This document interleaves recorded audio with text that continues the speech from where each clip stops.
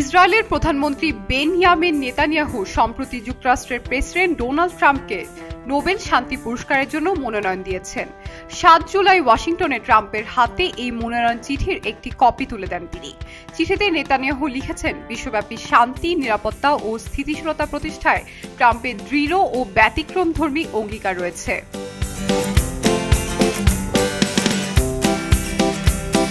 ওয়ালটন এখন দেশের সীমানা পেরিয়ে পৌঁছে গিয়েছে ৫০টিরও বেশি দেশে। ওয়ালটন, ঘরে ঘরে, বিশ্বজুড়ে। নোবেল শান্তি পুরস্কার বিশ্বের সবচেয়ে মর্যাদাপূর্ণ আন্তর্জাতিক সম্মান হিসেবে বিবেচিত হয়, যা মানবজাতির মধ্যে সম্প্রীতি ও শান্তি প্রতিষ্ঠায় উল্লেখযোগ্য অবদান রাখায় প্রদান করা হয়। তবে ট্রাম্পের এই মনোনয়ন নিয়ে যেমন আগ্রহ তৈরি হয়েছে, তেমন সৃষ্টি হয়েছে ব্যাপক বিতর্ক।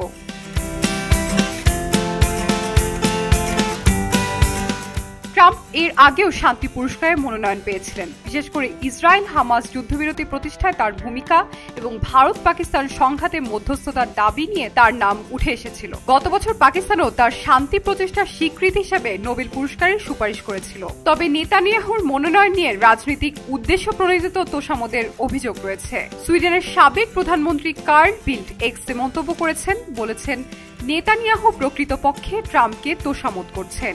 অনেকেই মনে করেন এই মনোনয়ন নেতানিয়াহুর রাজনৈতিক স্বার্থ হাসিলের কৌশল মাত্র।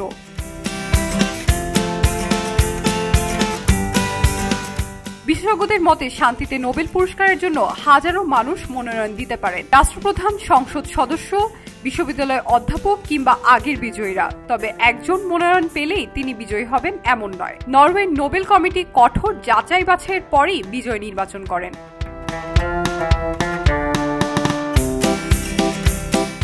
এবছর শান্তি পুরস্কারের জন্য ৩৩৮টি মনোনয়ন জমা পড়েছে, যার মধ্যে ২৪৪ জন ব্যক্তি ও ৯৪টি সংস্থা রয়েছে। জানুয়ারি মাসে মনোনয়ন গ্রহণের সময়সীমা শেষ হয়ে যাওয়ায় নেতানিয়াহুর মনোনয়ন এবছর বিবেচনায় আসবে না।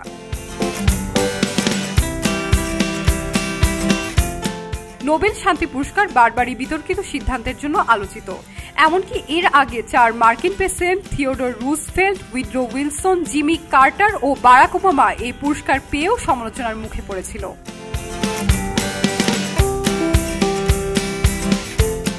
ট্রাম্প যদি কখনো এই পুরস্কার পান, তাহলে তা একদিকে হবে রাজনৈতিক বার্তার প্রতিফলন, অন্যদিকে বিশ্বজুড়ে বিতর্কের নতুন ঢেউ।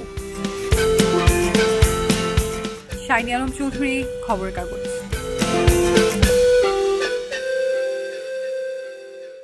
মুক্ত চিন্তার স্বাধীন দৈনিক খবরের কাগজ।